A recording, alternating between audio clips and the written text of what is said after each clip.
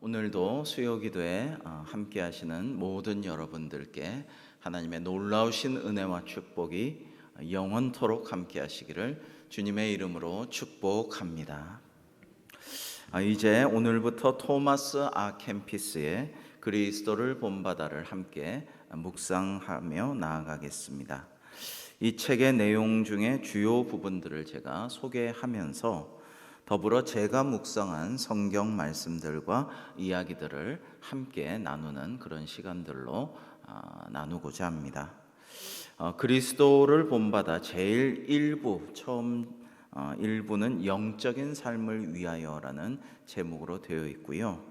1장에 주던 내용은 그리스도를 본받고 세상의 모든 허영을 멸시하라라는 그러한 주제로 나아갑니다. 예수 그리스도께서 나를 따르는 자는 어둠에 다니지 않고 생명의 빛을 얻으리라 이렇게 말씀하셨는데요. 우리가 참으로 새롭게 감화되기를 원하고 모든 어두운 마음에서 벗어나려면 주님의 가르치심과 걸어가신 길을 걸어가야 합니다. 그것을 본받아야 합니다. 여러분, 그리스도인의 삶이라는 것, 성도에게 가장 중요한 목표라고 한다면 사실은 이것인 것이죠. 예수님을 본받고 예수님을 따라가는 거, 이게 제일 중요합니다. 우리가 많은 돈을 버는 것이 중요한 것이라기보다는, 세상에서 얼마나 성공하냐기보다는 그리스도인의 삶의 목표는 사실은 하나님께 영광 돌리는 것인데, 이것을 어떻게 할 수 있느냐?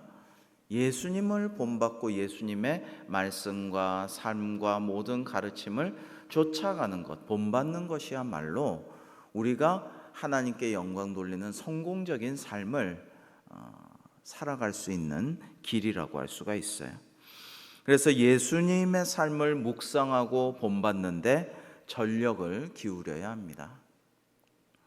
여러분, 예수님이라면 어떻게 하실까라는 책이 상당히 많은 사람들에게 도전을 준 적도 있죠. 그렇습니다. 우리가 무엇을 할 때, 어느 길로 나아갈 때 예수님이란 어떻게 하실 것인가를 생각해 보고 그것을 하나님의 말씀에서, 성경에서 찾아보고 기도 중에 내가 예수님이라면 이렇게 할 것이라고 생각되므로 이 길을 가야겠다라고 선택하는 것이 우리의 중요한 진로가 될 것입니다. 오늘 말씀 요한복음 8장 12절에 예수께서 또 말씀하여 이르시되 나는 세상의 빛이니 나를 따르는 자는 어둠에 다니지 아니하고 생명의 빛을 얻으리라 라고 말씀하셨습니다.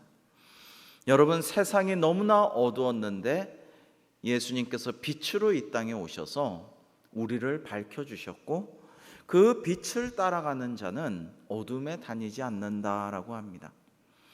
제가 이제 야간 산악행군만 하는 부대에 있었는데요, 모두가 빛을 밝히고 가지는 않습니다. 환하게 빛을 밝히고 모두가 빛을 환하게 밝히고 그 야간 산악행군 훈련을 할 수는 없는 일이죠. 그거는 이제 울릉도 앞바다에 오징어 잡이 배나 그렇게 하는 거고, 환하게 빛을 밝히면 오징어가 몰려들어서 그걸 잡지만은 여러분, 이렇게 모든 병사가, 특공대가 환하게 빛을 밝히고 가면 적들에게 다 내가 있다라는 걸 내놓는, 선전하는 꼴이므로 그렇게 하지는 않겠죠. 앞에 빛을 조금 밝힙니다.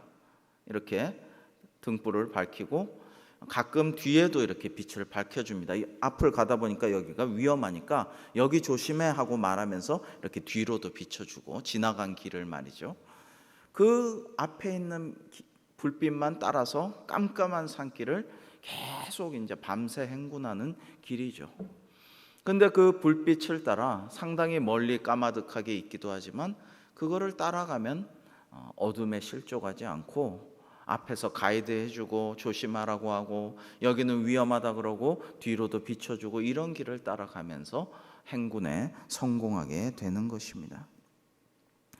여러분, 우리는 그런 존재인데요, 빛이 되신 예수님을 따라 어둠의 길로 다니지 않고 생명의 빛을 얻는 존재인 우리는 겸손할 수밖에 없습니다. 아주 온유하고 겸손해야 마땅합니다. 우리가 겸손하지 않아서 하나님께 영광 돌리지 않는다면, 그렇게 할 수 없다면 삼위일체 관해 심오한 논쟁을 한들 그것이 무슨 소용이 있겠습니까? 라고 저자 토마스 아켄피스는 말하고 있습니다. 여러분, 사실은 삼위일체 논쟁이라는 게 대단히 어렵습니다. 굉장히 심각하게 어려워요. 우리는 성부 하나님, 성자 예수님, 아버지와 아들의 영이신 성령님, 이분이 한 하나님이시면서 각기 다른 성자, 성부, 그리고 성령으로 계시다라고 알고 있지만, 이 삼위일체의 논쟁은 굉장히 어려운 신학적인 난제입니다. 다 설명하기가 너무나 어렵습니다. 그러나 이거를 잘 알고 있고 설명을 잘하는 사람이라 한들 사랑이 없고 겸손하지 못하고 주님의 모습을 본받지 못하다면 아무 소용이 없다라는 것입니다. 여러분 잘 아시는 사랑장이죠. 고린도전서 13장 2절만 우리 함께 한번 읽어 보시겠습니다. 오늘 계속해서 이 토마스 아켄피스의 그리스도를 본받아에 나온 성경 말씀들, 또 제가 묵상한 말씀들을 우리 함께 읽어가면서 하나님의 뜻을 우리가 묵상하고자 합니다. 시작. 내가 예언하는 능력이 있어 모든 산 또 산을 옮길 만한 모든 믿음이 있을지라도 사랑이 없으면 내가 아무것도 아니요. 아멘. 그렇습니다. 예언 능력, 비밀과 지식을 알고 산을 옮길 만한 모든 믿음이 있어도 사랑이 없으면 내가 아무것도 아니다라는 그런 겸손한 자기 고백이 있어야 된다라는 것입니다. 여러분, 하나님은 사랑이시죠. 하나님은 사랑이신데 이 사랑을 모르고 이 사랑 안에 거하지 않고 이 사랑을 행하지 않으면 아무것도 아니다라는 그런 고백이 그리스도인에게는 있어야 합니다. 하나님을 공경하고 섬기는 일 외에는 저 솔로몬 왕이 전도서 1장 2절에 고백한 대로 헛되고 헛되니 모든 것이 헛되도다라는 그런 고백을 할 수밖에 없는 게 우리 인생이라고 할 수가 있습니다. 덧없는 재물을 추구하고 명예를 찾아 헤매고 높은 지위에 올라가려는 것들이 다 하나님의 사랑 없이는 다 헛된 일이다라는 것을 역사 속에 동서고금의 많은 위대한 일을 성취했던 사람들이 말하고 있죠. 요즘 새벽 기도의 시간에 하나님께서 참 큰 은혜로 저희들과 함께하고 계신데, 이 사사기의 주인공 삼손을 묵상하고 있죠. 근데 하나님께 영광을 돌리지 않고 하나님의 영이 충만하여서 사람들을 무찌르고 블레셋을 물리치고 사자도 염소 새끼처럼 찢어버리고 수수께끼도 내서 잘 답변하고 하나님께서 모든 능력을 주신 나실인인 이 하나님이 택정하여 길러주신, 그리고 힘을 주시고 능력을 주신 이 삼손은 그러나 자꾸만 자기의 이름을 남기고자 하는 그의 욕망, 명예욕, 참 얼마나 헛된가를 우리가 말씀을 통해서 새벽마다 보고 있습니다. 그리고 항상 눈에 보이는 것, 자기 눈에 좋은 것, 자기 눈에 이뻐 보이면 그냥 그 기생이던 양갓집 규수건 블레셋 사람이건 할 것 없이 가리지 않고 가가지고 부모가 야 이스라엘 여자랑 결혼해라 해도 말도 듣지도 않아요. 그냥 가가지고 결혼도 하고 성관계도 맺고 욕심대로 계속 이 사사기의 삼손을 보면 자기 눈에 보기에 좋은 대로, 자기 눈이 보기에 흐뭇한 대로 욕망에 따라 움직이는 자임을 알 수가 있습니다. 그는 항상 눈에 보이는 것을 쫓다가 망했습니다. 여러분, 전도서 1장 8절은 이어서 솔로몬 왕이 이렇게 고백하고 있습니다. 눈은 보아도 족함이 없고 귀는 들어도 가득 차지 아니하도다라고 말입니다. 그러니까 우리 안목의 정욕, 이생의 정욕 이런 것들은 원래 끝이 없는 것입니다. 여러분, 요즘 아이들은 이제 아이폰 같은 그 이어폰 귀에 딱 꽂으면 잘 보이지도 않죠? 이거 딱 꽂으면 이제 처음에 모드를 작동하면 이제 세상의 소음은 다 잊어버리고 딱 이제 자기 소리만 듣게 됩니다. 그 다음에 음악을 키면 그러면 그 음악을 듣게 되는데 아름답고 좋은 음악, 자기가 기뻐하는 음악을 듣지만 때로는 이거를 몇 시간을 들어요. 정말 고막이 한번 상하면은 회복이 안 되는데, 그래서 유명한 음악인들 중에는 귀가 한쪽에 먹거나 다 먹거나 이런 사람들이 많죠. 계속 들으면 안 될 텐데 몇 시간을 들어도, 때로는 하루 종일 들어도 계속 듣게 되는 거예요. 만족함이 없습니다. 계속 듣습니다. 그게 다 채워지지가 아니합니다. 그러나 계속 듣는 것이죠. 눈에 보이는 것을 사랑하기를 멈추고 눈에 보이지 않는 것을 향하도록 열심히 노력하십시오라고 토머스 아 켐피스는 권고하고 있습니다. 자신의 정욕을 쫓는 자들은 자기 양심을 더럽히고 하나님께서 주신 은총을 잃어버리기 때문입니다라고 말하고 있습니다. 요즘 새벽에 묵상하는 사사 삼손도 그렇죠. 사자를 찢어발기고 다시 가보니까 사자의 사체에 그 하나님의 역사하심을, 하나님의 의미와 뜻이 담겨 있는 것인데, 원래 구더기나 끓고 파리가 들끓어야 되는 그곳에, 사자의 사체에 이제 꿀벌들이 모여서 꿀이 가득하게 됩니다. 신비로운 일인데요. 그런데 나실인이면서도 사사 삼손은 그 꿀을 손으로 움켜서 길 가면서 맛있게 떠먹고요, 집에 가서는 자기가 사자를 찢어 죽인 사체에서 꿀을 취했단 말을 안 하고 부모님에게도 말없이 그 꿀을 드립니다. 그래서 같이 죄를 범하게 되고 사체에 난 꿀을 먹음으로써 부정하게 되는 거죠. 죄를 같이 하게 전가시키는 것이죠. 정욕을 쫓고 욕심대로 하는 자들은 자기 양심을 더럽히는 일을 하게끔 되어 있습니다. 그리고 하나님의 은혜는 잃어버리기 일수인 것입니다. 자, 오늘 5장까지 할 것인데 1부의 2장의 주제는 자신에 대해 겸손하게 생각하라라는 내용입니다. 하나님께 대한 경외심이 없는 지식이라면 그 지식이 무슨 의미가 있을까라고 저자는 말하고 있습니다. 천체 우주의 그 운행과 경로를 알려고 애쓰는 교만한 철학자보다 하나님을 섬기는 겸손한 농부가 낫습니다라고 말하고 있습니다. 여러분, 이것을 먼 훗날 18세기, 19세기에 걸친 레흐 톨스토이, 이 톨스토이라는 위대한 러시아의 문학가, 사상가가 이것을 발견하게 되죠. 정말 가장 뛰어난 지식인이나 성공한 사람이나 부유한 사람이나 위정자보다 정말 하나님을 겸손히 섬기는 러시아의 농노들, 사실은 농사 짓는 소작농이라기보단 노예에 가까운 농노들이 더 하나님의 뜻에 가까운 그리스도를 본받는 자들이다라는 것을 보고 큰 감동을 하고 자기의 전 재산을 가난한 자들에게 나눠주고 하나님을 따라, 그리스도를 따라 사는 삶을 택하다가 이제 마지막을 맞이하죠. 자신을 잘 알고 있는 사람은 겸손해서 사람들에게 칭찬받는 것을 기뻐하지 않습니다.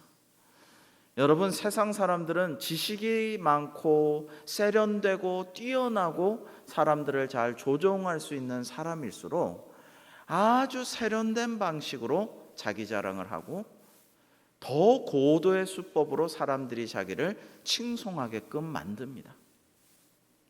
수법은 다르지만 더 세련됐고 고도한 그런 고수의 그런 방식을 사용하지만 결국에는 자기 자랑을 하고 사람들이 자기를 칭송하도록 그렇게 유도하곤 합니다. 그러나 그것을 기뻐하지 말라는 것이죠. 그리고 무절제한 지식욕도 버리라고 말합니다. 지식은 교만하게 하며 사랑은 덕을 세우나니라고 고린도전서 8장 1절은 말씀하고 있습니다. 그러니까 지식을 너무 탐하는 것도 교만하게 만들므로 사랑으로 덕을 세우는 것을 추구하라라고 말씀하고 있는 것입니다.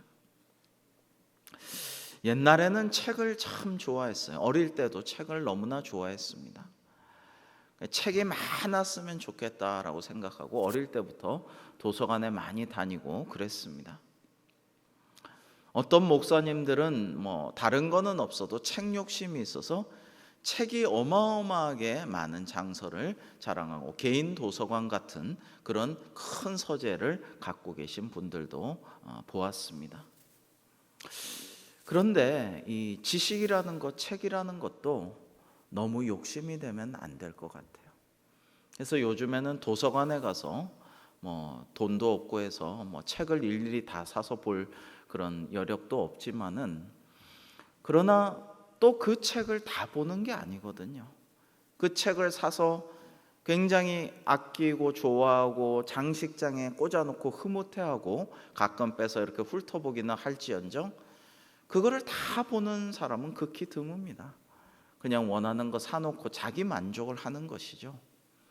그거보다는 도서관에 가서 책을 많이 보고요.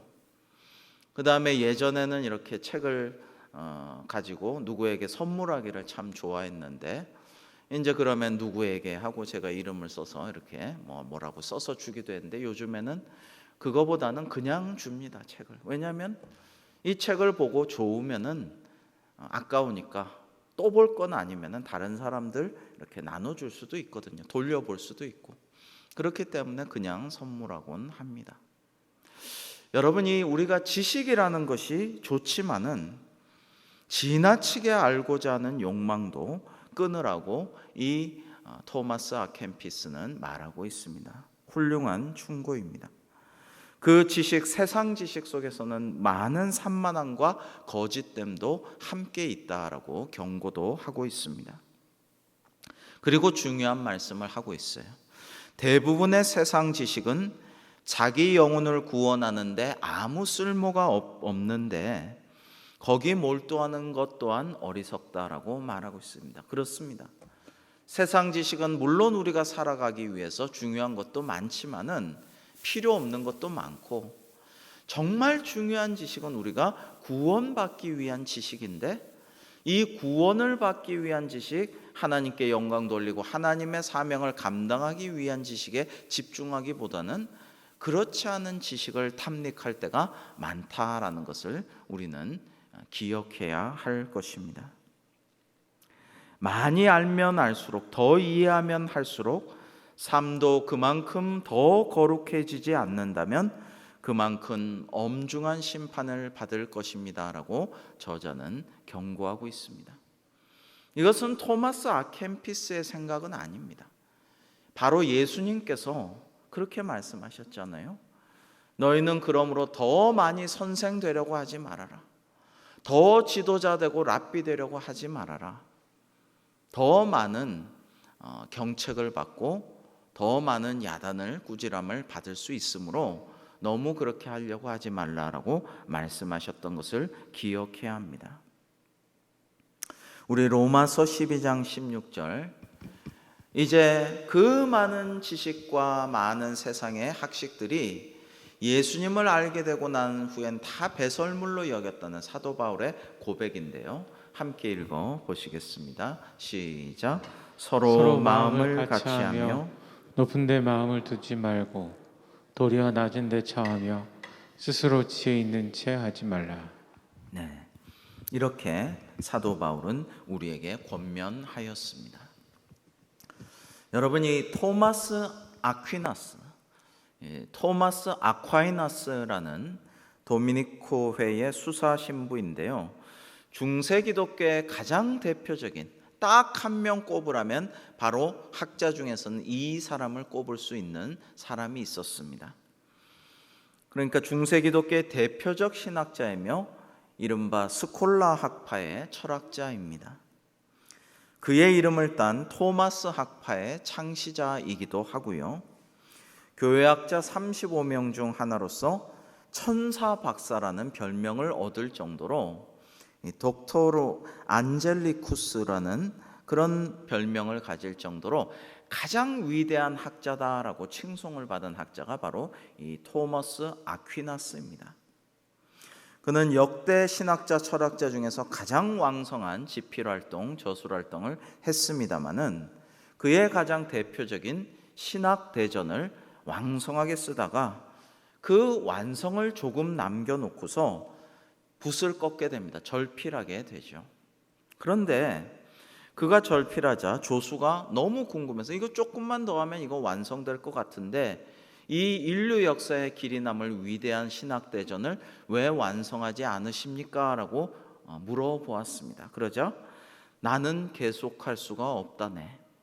내가 이제껏 쓴 것들은 내가 보았고 나에게 계시된 것에 비하면 한낱 지푸라기에 불과해라고 말하고는 절필하고 죽을 때까지 다시 쓰지 않았다라고 합니다. 전해져 내려오는 이야기에 따르면 열심히 이 책을 쓰다가 토마스 아퀴나스에게 하나님께서 현현하셨다 그래요. 그래서 하나님이 나타나시고 하나님의 천사의 모습을 보고 계시를 받은 다음에는 이거 쓰는 게 너무나 무의미하다, 아무 소용이 없다, 너무나 압도적이고 신비롭고 위대한 것을 본 후에는, 그 계시를 접한 후에는 더 이상 쓸 엄두도 나지 않고 생각도 나지 않았다라고 전해지고 있습니다. 토마스 아퀴나스는 이렇게 묻습니다. 어째서 그대는 스스로 남보다 더 낫다고 생각하십니까? 그렇죠. 우리는 말은 안 해도 속으로는 내가 너보다 나아, 내가 너보다는 훨씬 나은 사람이야 라는 그런 생각을 속에 할 때가 많습니다. 그러나 왜 그렇게 생각하느냐고 물어보는 것입니다. 세상에서 가장 고귀하고 유익한 지식은 우리 자신에 대한 참된 지식과 고찰입니다 라고 저자는 말하고 있습니다. 자신을 과대평가하지 않고 다른 사람을 존중하는 것이 위대한 지혜요 교양입니다. 우리는 모두 연약하지만 자기 자신보다 더 연약한 사람은 없다라는 생각을 스스로 명심해야 한다라고 말하고 있습니다. 여러분, 우리 빌립보서 2장 3절 말씀을 함께 한번 읽어 보실까요? 시작. 아무 일에든지 다툼이나 허용으로 하지 말고 오직 겸손한 마음으로 각각 자기보다 남을 낮게 여기고. 아멘. 여러분, 아무 일에든지 다툼이나 허용으로 하지 말고 오직 겸손한 마음으로 각각 자기보다 남을 낮게 여기라 라는 말씀, 이것은 사실 우리 주님이신 예수 그리스도를 본받으라는 말씀과 같은 것이죠. 주님이야말로 진정 온유하고 겸손하셨으며 예수님께서는 나는 마음이 온유하고 겸손하니 너희는 내게 배우라 라고 말씀하셨지 않습니까? 그리스도를 본받아 첫 시간을 지금 우리가 함께 나누고 있습니다. 우리 모두 겸손히 우리 주님 예수 그리스도를 본받기를 원하는데요, 우리 455장 찬송 주님의 마음을 본받는 자 한번 찬송하고 계속해서 말씀을 나누고자 합니다. 우리 함께 한번 찬송하고 계속하시겠습니다.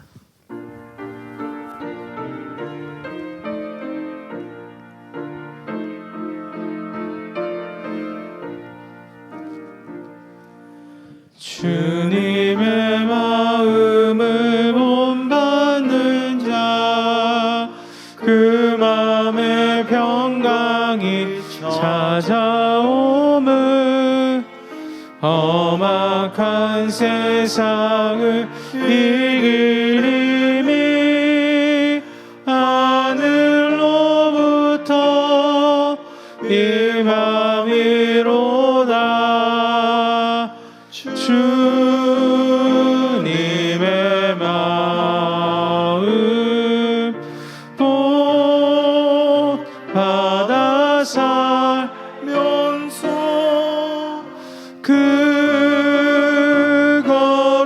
거룩하심 나도 이루리. 주 모습 내 눈에 안 보이며 그 음성 내 귀에 안 들려도 내 영혼 날마다 주를 만나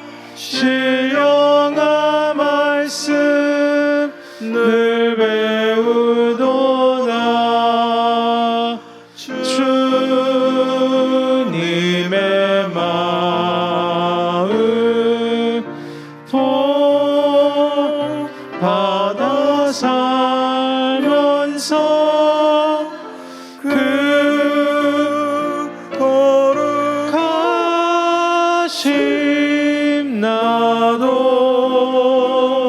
이루리. 가는 길 거칠고 험하여도 내 맘에 불평이 없어짐을 십자가 고난을 이겨내신 주님의 마음 본받음이로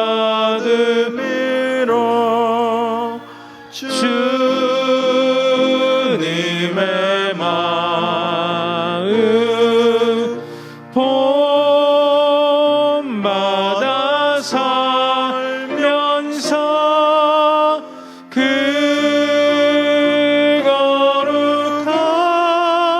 거룩하신 나도 이루리.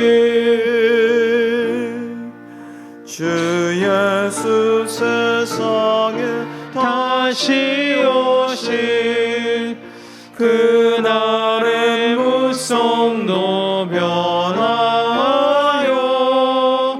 주님의 빛나는 그 영상을 다 함께 보며 주 찬양하리.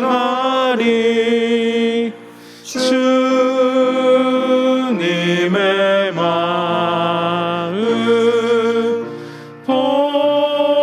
본받아 살면서 그 거룩하신 나도 이루리. 아멘. 자, 3장에서는 진리의 가르침에 대해서 말씀하고 계시는데요. 시편 94편 11절부터 15절의 말씀을 교독해 보시겠습니다. 여호와께서는 사람의 생각이 허무함을 아시느니라. 여호와여, 주로부터 징벌을 받으며 주의 법으로 교훈하심을 받는 자가 복이 있나니. 이런 사람에게는 환난의 날을 피하게 하사 악인을 위하여 구덩이를 팔 때까지 평안을 주시리로다. 여호와께서는 자기 백성을 버리지 아니하시며 자기의 소유를 외면하지 아니하시리로다. 함께 심판이 의로 돌아가리니 마음이 정직한 자가 다 따르리로다. 아멘. 여러분, 그렇습니다. 인간의 생각과 감각은 허무한 것입니다. 우리를 속이기가 일쑤이며 분별력 또한 거의 없습니다. 우리는 굉장히 분별력이 있다라고 생각하기가 일쑤죠. 나는 굉장히 분별력이 있다. 그 다음에 나는 굉장히 객관적이다라고 생각하지만 사실은 그렇게 분별력이 있는 게 아니고요. 그 다음에 사람은 모두가 주관적이고 객관적인 사람은 한 사람도 없습니다.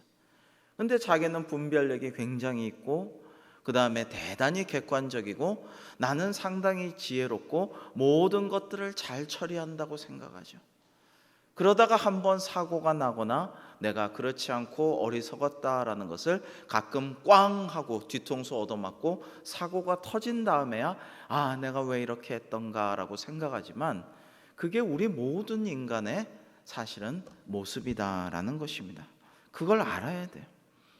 그래서 사실은 사람이 내가 어리석다라고 생각하는 사람이 지혜로운 사람이고 내가 뭘 모른다라는 것을 아는 사람이야말로 잘 인생을 아는 사람이라고 할 수가 있습니다.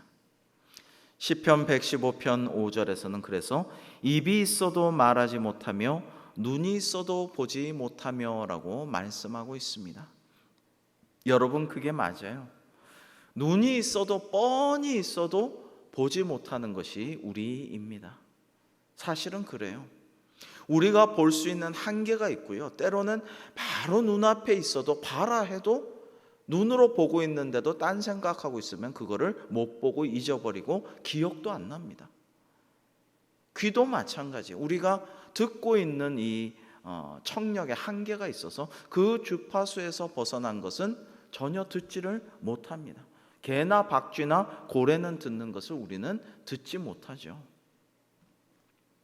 한계가 매우 명확한 존재라는 것입니다. 하나님께서 천지를 창조하셨으므로 만물은 말씀으로부터 시작되며 만물은 말씀을 대변합니다. 드러내고 있어요. 이것이 자연계시죠. 따라서 토마스 아켄피스는 이렇게 말합니다. 하나님의 말씀이 시작이며 우리에게 하나님의 말씀이 진리를 말해줍니다. 이어서 토마스 아켄피스는 이렇게 기도하고 있습니다. 여러분, 참 기도가 좋아서 소개합니다. 음미해 보시기 바랍니다.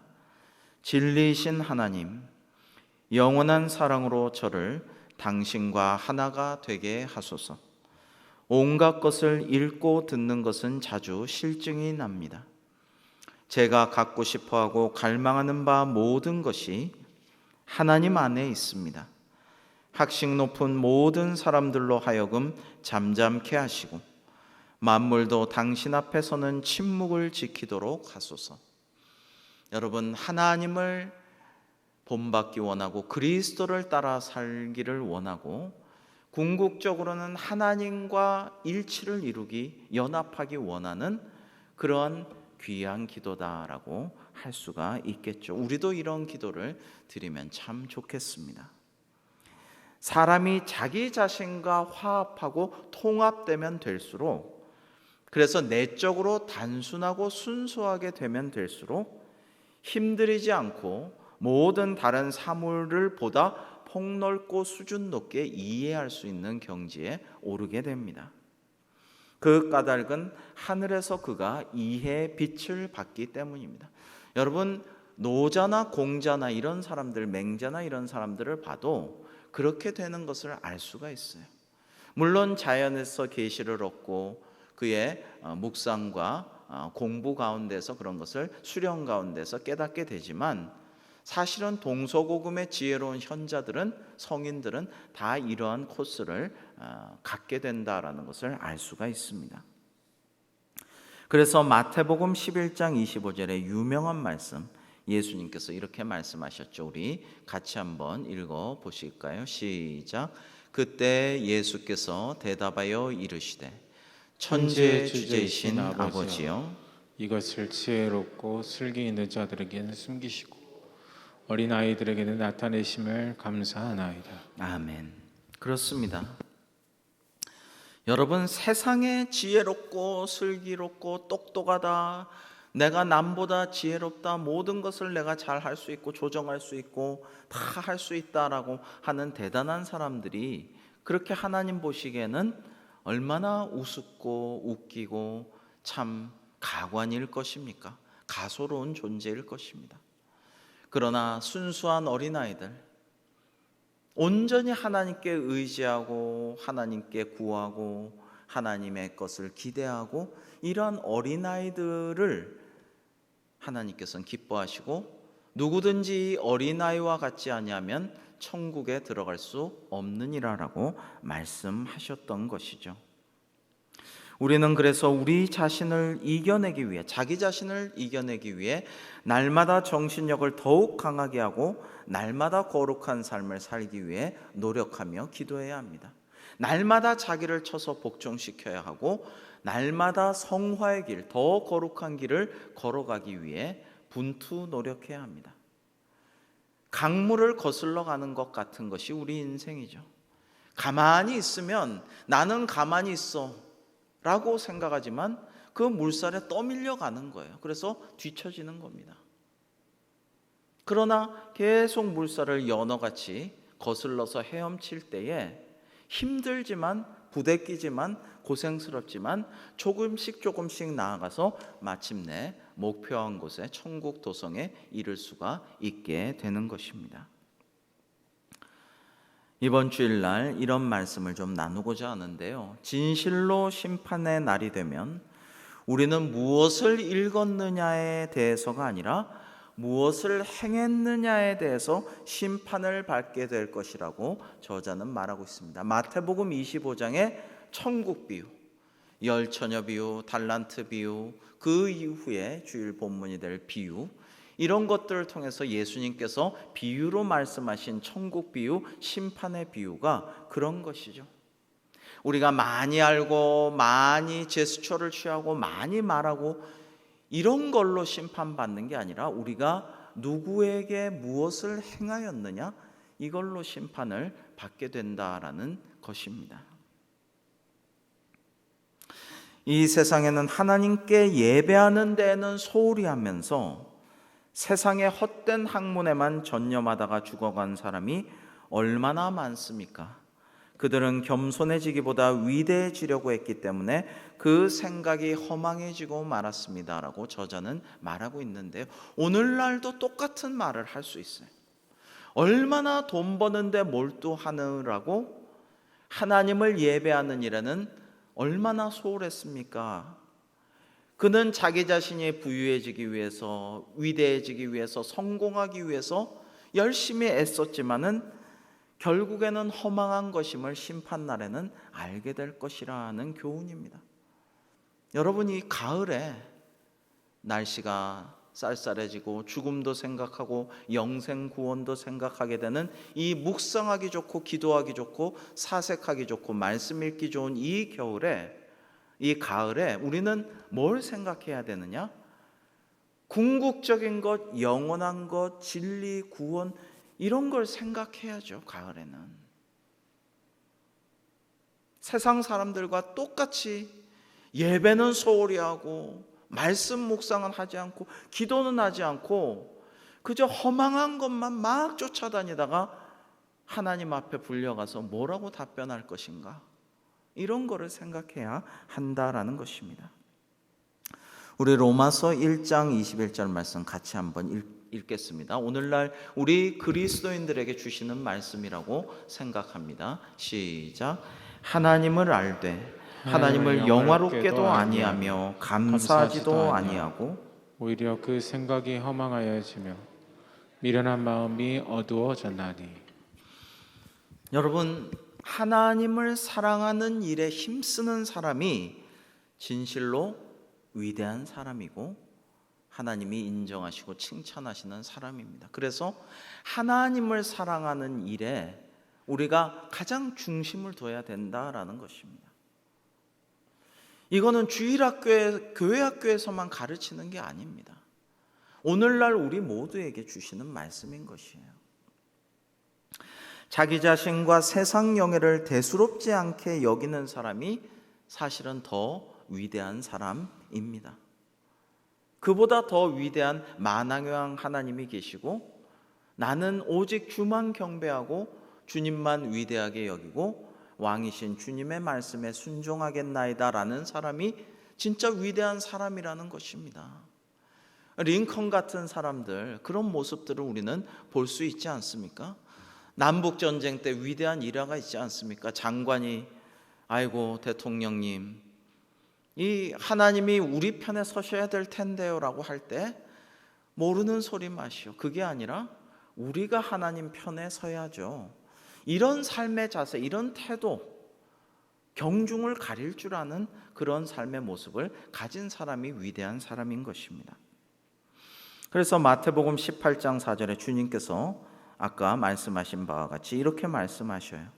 그러므로 누구든지 이 어린아이와 같이 자기를 낮추는 사람이 천국에서 큰 자니라 라고 말씀하시고요. 마태복음 23장 12절에서는 누구든지 자기를 높이는 자는 낮아지고 누구든지 자기를 높이는 자는 높아지리라 라고 말씀하십니다. 여러분, 그래서 구약의 이사야 선지자를 비롯한 많은 예언자들은 말씀하고 있습니다. 비유로, 상징으로 낮은 골짜기는 높아져서 평평하게 만드실 것이고 높은 산은 깎아서 평지로 만드시는 하나님을 찬양하고 있는 것이죠. 그래서 우리가 겸손하면 하나님께서 높여주시고 우리가 교만하여 스스로 높아지면 하나님께서 낮추신다라는 것을 우리는 기억할 때 우리가 지혜롭다라고 할 수가 있겠습니다. 그리스도를 얻기 위해 세상의 모든 것을 배설물로 여기는 자는, 이 사도 바울과 같은 자는 참으로 현명한 사람입니다. 자기 뜻을 내세우지 않고 하나님의 뜻을 받드는 사람이 진실로 학식이 있는 사람입니다라고 토마스 아켄피스는 말하고 있습니다. 그래서 저는 이 그리스도의 본받아의 말씀들을 생각하면서 빌립보서 3장 8절 말씀이 떠올랐습니다. 우리 빌립보서 3장 8절을 같이 한번 읽어 보실까요? 시작. 또한 모든 것을 해로 여김은 내 주 그리스도 예수를 아는 지식이 가장 고상하기 때문이라. 내가 그를 위하여 모든 것을 잃어버리고 배설물로 여김은 그리스도를 얻고. 우리가 주님을 얻고 주님이 내 안에 계시고 내가 주님 안에 거하기 위하여, 주님과 연합하고 하나님과 일치하기 위하여, 그리스도를 본받는 삶, 나의 마음, 나의 생각, 나의 말이 되기 위하여 다른 것들은 다 대단치 않게, 대수롭지 않게 여기는 그런 마음이 있어야 돼요. 여러분, 하나님과 재물을 겸하여 섬길 수 없는 이란 말씀도 기억하시죠? 돈을 최선의 것으로 생각하는 사람은 하나님이 그가 신앙이 아무리 좋다고 해도 차선이 됩니다. 그러므로 하나님을 최선으로 여기고 사랑하고, 그러면 돈도 주시고 추구하는 것도 주시고 하나님은 복을 주시죠. 우리가 무엇이 최선인가를 항상 기억해야 돼요. 우선순위를 따져야 해요. 주일이 우리 삶의, 우리 시간의, 우리 생활의 중심이 돼야 되고, 주일 성수를 중심으로 다른 스케줄을 짜야 된다라는 것입니다. 여러분, 수요 기도회도 주일 예배 다음에 교회 공식적인 예배는 수요 기도회입니다. 근데 수요일 날 다른 것 하느라고 수요 기도회 안 하고 예배 안 하고 기도하지 않고 말씀 묵상하지 않고, 과연 참된 그리스도를 닮아가는 자, 성도, 주님의 제자라고 할 수가 있는가를 좀 뼈저리게 아파하면서 회개하면서 생각해야 돼요. 여러분, 오늘 댁에서 또 우리 성전에서 이 말씀을 나누는 분들은 우리 교회 다른 안수 집사님, 다른 권사님, 다른 집사님, 다른 성도님들에게도 오늘 이런 말씀을 나눴다라는 걸 좀 알려주고 전하고 회개를 좀 촉구하고 더 말씀에 집중하십시오. 더 그리스도를 본받는 삶을 함께 묵상하며 나아갑시다. 더 기도합시다. 지금 기도할 때 아닙니까? 지금 기도 안 하고 언제 기도하려고 하십니까? 라고 사랑의 마음으로 권면해 주십시오. 그렇게 해야 되지 않겠습니까? 오늘 4장에서는 지혜롭게 생각하고 신중하게 행동하라라고 주제를 갖고 말씀하고 있습니다. 우리는 아무 말이나 조언에 귀를 기울여서는 안 됩니다라고 권하고 있습니다. 그렇죠. 여러분, 성경 공부하러 가자라는 말이 좋은 것 같지만 무조건 좋은 게 아니에요. 누구네 집에서, 우리 집에서 정말 교회에서는 들을 수 없는 신령하고 은혜롭고 뜨거운 말씀 주신대. 너무 그 말씀이 좋아. 우리 사적으로, 개인적으로 성경 공부하자. 어디 가서 하자. 어떤 데 가서 하자. 누구네 집에서 하자. 이단들이 다 그렇게 했어요. 과거 이단들이 수많은 동영상, 가짜 동영상을 편집한 짜집기 동영상을 가지고 교회를 비판하고 욕하고 막 이렇게 하면서 결국에는 신천지나 수많은 이단으로 가게끔 유도했습니다. 그때는 이단들이 그렇게 한 줄 모르고 많은 사람들이 속아 넘어갔습니다. 그 결과 교회에 큰 위기가 오도록 그렇게 작전이 성공했습니다. 여러분, 아무 말이나 조언에 귀를 기울여서는 안 됩니다. 요한일서 4장 1절 말씀 우리 같이 한번 그 말씀의 의미를 생각하면서 함께 읽어보시겠습니다. 요한일서 4장 1절 말씀인데요. 시작. 사랑하는 자들아, 영을 다 믿지 말고 오직 영들이 하나님께 속하였나 분별하라. 많은 거짓 선지자가 세상에 나왔습니다. 아멘. 여러분, 어떻게 영 분별을 하나요? 기도만 갖고는 안 돼요. 기도를 많이 한다고 영 분별되는 건 아니에요. 해서는 안 될 사업을 하면서 그런 유흥 사업을 하고 사람들이 좋아하지만은 정말 하나님 기뻐하시지 않는 일을 하면서도 내가 기도 많이 했는데 하나님이 이런 거 하라고 하셨어요 라는 사람을 종종 봤습니다. 기도만 갖고는 안 돼요.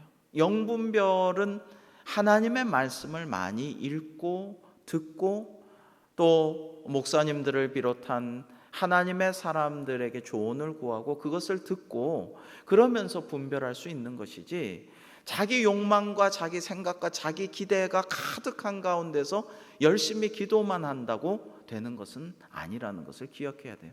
하나님의 말씀을 기준으로 영분별을 할 수가 있다라는 것을 기억해야 합니다.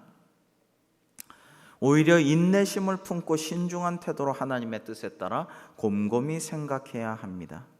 슬프게도 우리는 다른 사람의 좋은 점보다는 나쁜 점을 믿으려 하고 말하려 드니 이것이 곧 우리 인간의 약점입니다 라고 저자가 말하는데요, 참 이게 14세기 때 쓰여진 책인데 오늘날 우리하고 똑같아요. 사람의 약점이나 비난거리를 찾으면 사람들이 인터넷 게시판에 벌떼같이 몰려들어서 욕하고 정말 친척 친지들까지도 다 매도하고 매장시키려고 그렇게 무시무시한 악마의 세력들이 활동합니다. 좋은 일들을 칭찬하고 높이고 격려하는 일들은 그것보다 훨씬 적죠. 이게 우리 인간의 약점입니다. 그래서 온전한 사람은 남에게 듣는 모든 이야기를 쉽게 믿지 않습니다. 인간은 연약하여 악에 빠지기 쉽고, 그렇죠. 창세기 8장 21절에는 이는 사람의 마음이 계획하는 바가 어려서부터 악함이라고 하지 않았습니까? 또 인간은 말에 실수하기 쉬운 존재이기 때문입니다. 야고보서 3장 2절에는 우리가 다 실수가 많으니 만일 말에 실수가 없는 자라면 곧 온전한 사람이라 능히 온 몸도 굴레 씌우리라 라고 하지 않았습니까? 그러므로 너무 성급하게 행동하지 말고 자기 의견을 지나치게 고집하지 않는 것도 지혜로운 처신이다라고 저자는 말하고 있습니다. 여러분, 발이 급한 사람은 잘못 가느니라라는 잠언 말씀이 있습니다. 너무 조급하고 성급하게 행동하면 실수하기 마련이고요. 그리고 너무 의견을 지나치게 고집하지 않는 것도 지혜로운 처신임을 우리가 기억해야 합니다. 막 고집하다가 이런 말씀을 기억하시기 바랍니다. 막 고집하다가 이건 내가 꼭 관철시켜야 돼, 내 생각이 옳아 하다가 그렇지, 그리스도를 본받아 토마스 아켐피스 우리가 묵상하면서 그런 이야기가 있었지. 가만 생각해 보면 기도해 보자, 말씀을 찾아보자. 꼭 이게 내 의견을 꼭 고집할 일인가? 내가 좀 물러서고 내가 좀 타협해도 오히려 공동체에 덕을 끼치고 은혜가 되지 않겠는가? 이렇게 자기 자신을 돌아보는 것도 지혜로운 일이라는 것입니다. 그리고 귀에 들리는 모든 것을 다 믿지 않는 것과 또 들은 것을 남에게 바로 이야기하지 않는 것도 지혜로운 일입니다 라고 저자는 말하고 있습니다. 그래서 잠언 17장 9절에 아름다운 말씀이 있죠. 허물을 덮어주는 자는 사랑을 구하는 자요, 그것을 거듭 말하는 자는 친한 벗을 이간하는 자니라 라고 말입니다. 여러분, 이 얘기는 좀 덮어줬으면, 그 말은 좀 안 했으면, 그 상처되는 이야기는 끄집어내지 말았으면 싶은데 굳이 끄집어내고 남 있는 데서 말하고 굳이 그것을 다시 상기시키는 그런 경우가 있는데요, 그것은 옳은 일이 아닙니다. 하나님께서 기뻐하시지 않는다라는 것입니다. 그거 좀 덮어주고 좀 모른 척 해주고, 내가 다 한다 다 얘기할 필요는 없어요. 좀 알지만 모른 척 해주고 모른 것처럼 넘어가는 것이 은혜로운 일일 때가 많죠. 그리고 지혜와 선한 양심을 가진 사람과 상의하십시오. 자기 의견만 고집하지 말고 그대보다 나은 사람의 조언을 구하십시오. 문제는 오늘날 자기보다 나은 사람이 없다고 사람들이 생각하는 경우가 너무 많다라는 것입니다. 옛날에는 아이들과 학생들 또 학부모들도 선생님의 의견에 귀를 기울였지만 요즘은 선생님의 의견을 구하는 학생이나 아이들이나 학부모는 별로 없죠. 뭐 진학 상담이나 하겠죠. 학원에서 문제 풀 때나 물어보겠죠. 그거 잘 안 물어봅니다. 그리고 교회를 비롯하여서 어른들이나 지혜로운 분들, 인생을 잘 살고 덕을 끼친 분들에게 조언을 구하거나 여쭤보거나 그걸 순종하는 일이 드뭅니다. 심지어 자녀들이 부모님의 말씀을 잘 듣지 않습니다. 인생을 살면서 그 깊은 교훈들과 또 여러 가지로 먼저 겪었던 시행착오들을 내 자식들은 겪지 않게 하기 위해서 말씀해주고 좀 이런 일이 있었는데 이렇더라, 너는 이렇게 했으면 좋겠다라고 간곡하게 말을 해줘도 잘 듣지 않습니다. 요즘 아이들은 부모님의 말씀을 잘 듣지 않아요. 다 꼰대들이 하는 말이고 옛날 얘기고 지금은 세상이 다르고, 나는 요즘 애들이 제일 많이 하는 얘기가 뭔지 아세요? 알아서 할게요. 내가 알아서 할게요. 더 말하지 마세요. 내가 알아서 할게요. 주로 이런 거의 비슷하게 그렇게들 이야기한다고 합니다. 근데 알아서 못하니까 문제거든요. 알아서 잘해주면 고맙죠. 너무 좋죠. 기쁘죠. 근데 알아서 못하고 부모가 했던 것과 똑같은 시행착오를 해서 넘어지고 깨지는 걸 볼 때는 참 안타깝죠. 아, 이거 내가 가르쳐준 대로 좀 했으면은 괜찮았을 텐데. 근데 꼭 그렇게 되곤 합니다. 그래서 잠언 12장 15절 같이 한번 읽어볼까요? 이렇게 말씀하고 계십니다. 시작. 미련한 자는 자기 행위를 바른 줄로 여기나 지혜로운 자는 권고를 듣느니라. 아멘.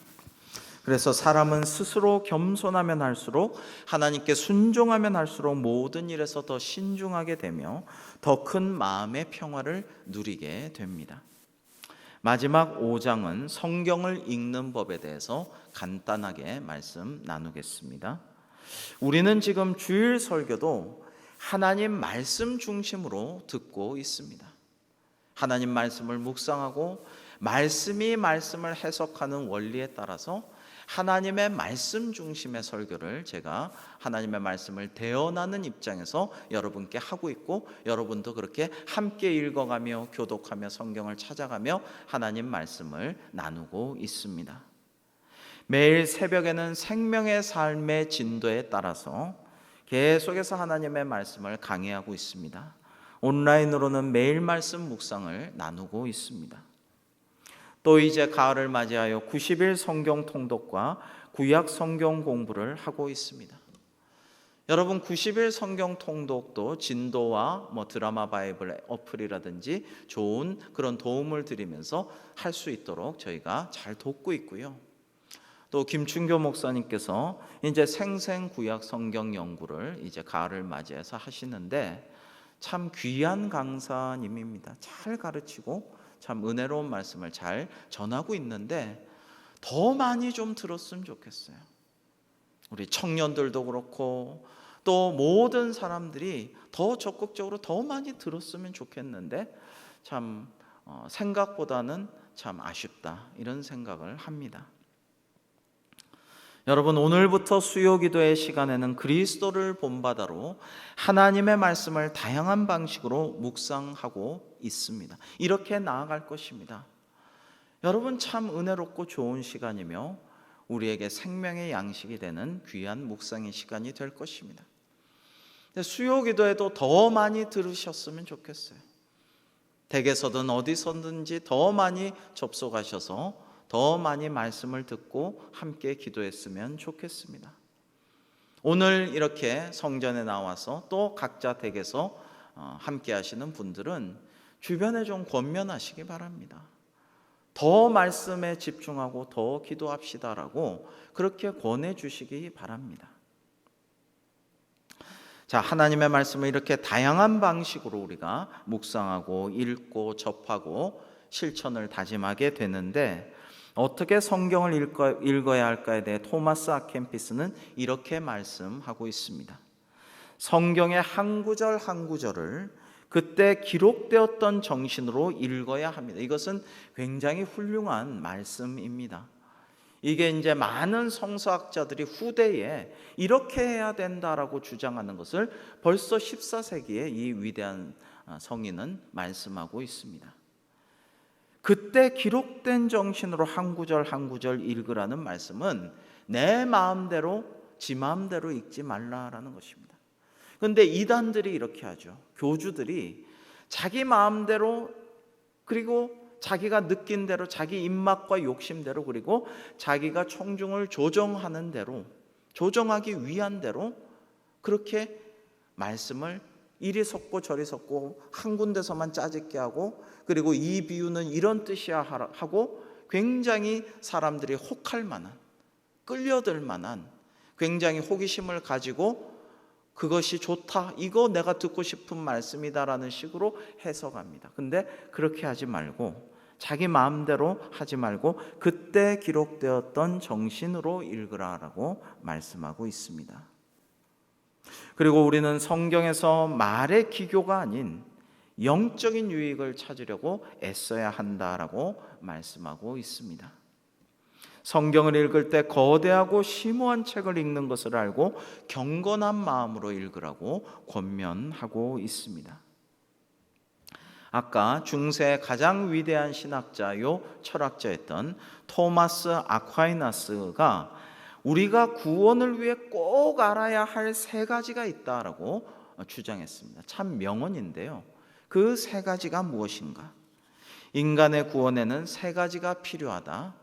자, 기억하십시오. 믿을 것을 아는 것. 그렇죠. 누구를 믿어야 할지, 무엇을 믿어야 할지, 즉 하나님을 믿고 예수 그리스도를 믿고 성령님을 믿어야 한다는 것을 알아야 한다.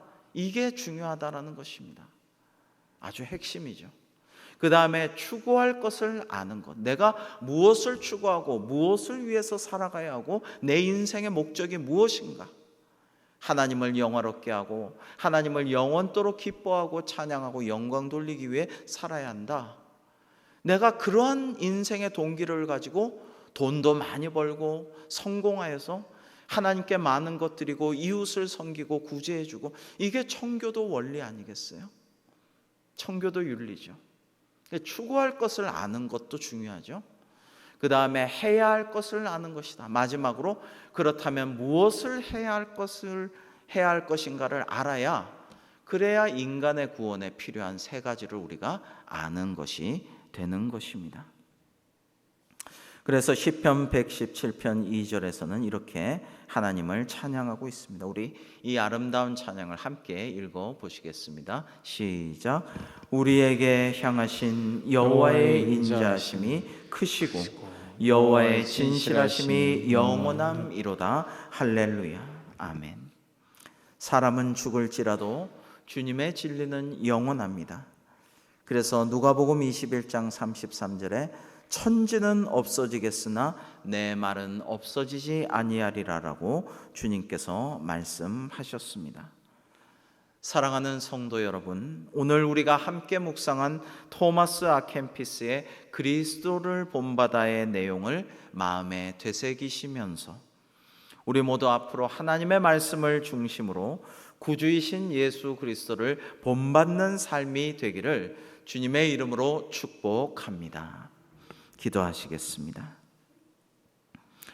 하나님, 오늘 그리스도를 본받아를 중심으로 여러 하나님의 말씀으로 교훈을 얻은 바대로 우리가 오직 예수님을 본받아 온유하고 겸손하며 오직 하나님의 말씀을 중심으로 살아가 예수님을 본받는 저희들의 인생이 될 수 있도록 인도하여 주시옵소서. 예수님의 이름으로 기도하옵나이다. 아멘.